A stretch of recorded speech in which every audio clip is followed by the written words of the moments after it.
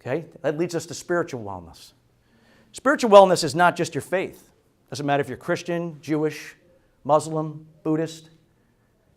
It's your belief in yourself. Do you truly believe in yourself? See, if you put all of it into your faith is going to help. But your faith in itself is not going to save you. It's not going to change everything for you.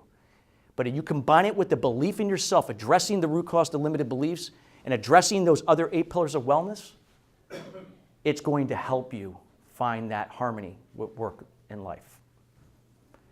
Next is occupational wellness. Are we doing what we love to do?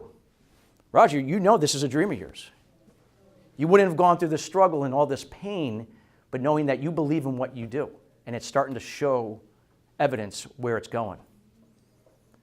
Fiona, same thing. You knew that going through your experience, right? You couldn't be that if you hadn't gone through the experience. And now you're the example for other women, right? We have to love what we do. It's not about the money in itself. You don't I'm going to go into this business because it'll make a lot of money. That will be short-lived. That is not a sustainable approach or sustainable thinking. You got to do what you love to do. The money will come based upon your commitment to what you love to do and the value that you bring to the market and other people. You help people solve their own problems and make a difference, more money is going to come your way. This is what master influencers understand. But it all starts here. All here. Next is intellectual wellness. How are we stimulating our minds? Are we tuning out, watching TV 5-6 hours a day? Are we doing puzzles, trivia? Are we challenging our minds to think properly? This is how we learn how to solve problems. You have to keep your mind sharp. So by addressing that in a positive way, helps to keep that in alignment. And then finally is environmental wellness. Now, I'm not talking about climate or the environment itself. I'm talking about where you work, where you live, your car. Let me give you an example. I remember I was in New York City about 2 years ago. I was at a similar thing. I had a workshop. And there was he's a friend of mine now. And he was a doctor, and he was also a successful comedian. So he had been on the comedy circuit for some time. He's a character, just a funny guy, but he was a doctor as well. And he came because he knew his life was kind of like not where he wanted to be. Even though he had success as a comedian, there was a lot of things not working for him. And I'm not going to name his name, but I said, let's just call him Joe. I said, Joe, can I use you as an example? He says, absolutely. I said, everyone, we're going to go on a field trip. And they're like, look at me, field trip? What are you talking about? And we were not far from LaGuardia Airport. So they're thinking like, what, is this guy going to take us on a plane? We're going somewhere? I said, no, we're just going to go into the parking lot. Well, it's cold outside. It's November. It's like, 40 degrees. I said, get your jacket on, coming outside. And I said, Joe, where's your car? It's right here. And I already knew what I was going to find. And as I opened the door, crap just started falling out. I popped the trunk. Dunkin' Donut cups came spitting out. I thought I was being attacked by Dunkin' Donuts. I mean, there was cups, wrappers. There was beach chairs. It's November. Beach chairs in there. Clutter. When you have clutter in your workplace, you have clutter in your car, you have clutter in your home. Where do you think else you're going to have clutter? Here. Clutter leads to not having clarity. It leads to becoming undecisive and not taking action. Now, do you know why he's probably felt like he was stuck? Why he wasn't where he wanted to be? Why he was afraid to make decisions? Why he was afraid to take risks? He didn't believe in himself because of a cluttered mindset, limited beliefs. But if we have the ability, again, to be, not that you have to be overly organized or perfect, because that's a whole other extreme, but somewhere in the middle where we have some organization, that we allow that energy to flow in our workplace, in our homes, in our car. We have the ability to then be more clear by doing the things that I taught you about today to develop clarity, to become more decisive, and take massive action.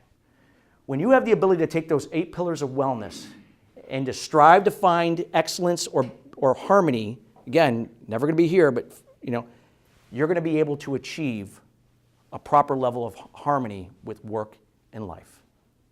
And when you have that ability to do that, you can do far more things than you ever imagined.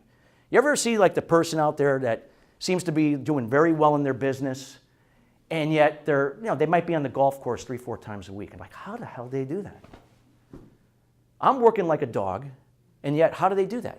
Now, there's no difference between that person. They're not lucky. They found a system that works for them. They're able to leverage their weaknesses and focus on their strengths. They're able to be laser focused in the moment to get things done in a fraction of the time that it would take another person that was operating in the problem. You'd be amazed at when you learn how to be focused. Focused when you're in work, you're only in work mode. When you're with your family, you're only in your family mode. You put your personal hat on, I'm focused on me, I'm going to take care of myself and address the 8 pillars of wellness, that's it. I'm not worried about my family, I'm not worried about work. When you have the ability to be 100% focused on those tasks, you're going to see that you're going to have a lot more time than you thought before. And you're going to be able to get a lot more done, and things are going to start coming around.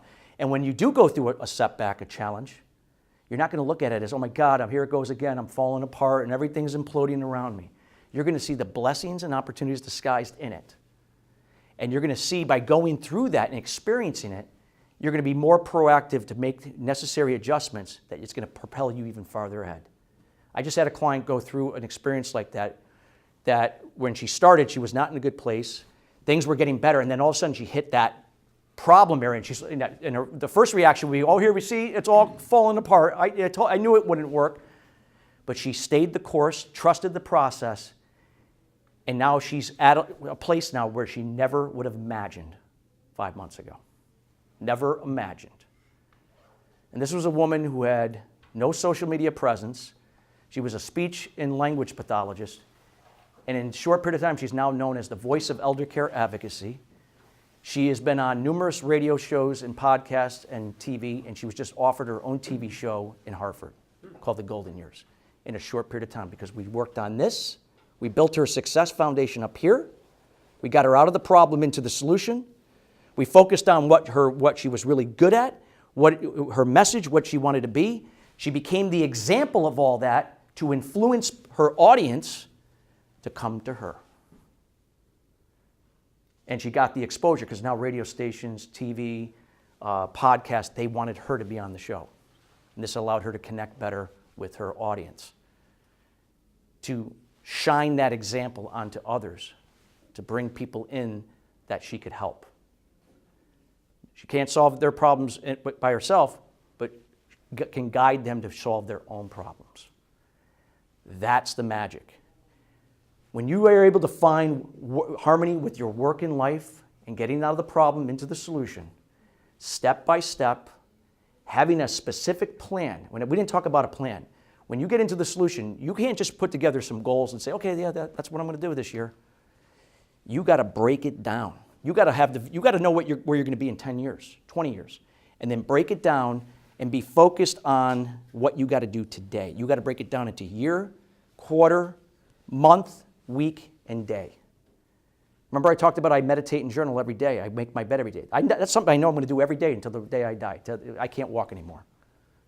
That's already automatic. I can write that down. I don't know what task I'm going to do in my business in 5 months. That could change. I don't know until that point. But there are certain things I do know. And it's those habits and those disciplines that become patterns that are going to be my success foundation. Think about a house. You could have a beautiful home, and you could be putting all the attention to building that beautiful home, but you didn't really pay attention to the foundation. The foundation had problems. It wasn't excavated properly. The cement that made up the foundation didn't cure enough, and there's cracks. Is that beautiful home going to last? No. But if you build that foundation and then follow the process to build that beautiful home, it's going to last. Are there going to be problems? Sure. But you're going to deal with them in a more positive, proactive way doing that.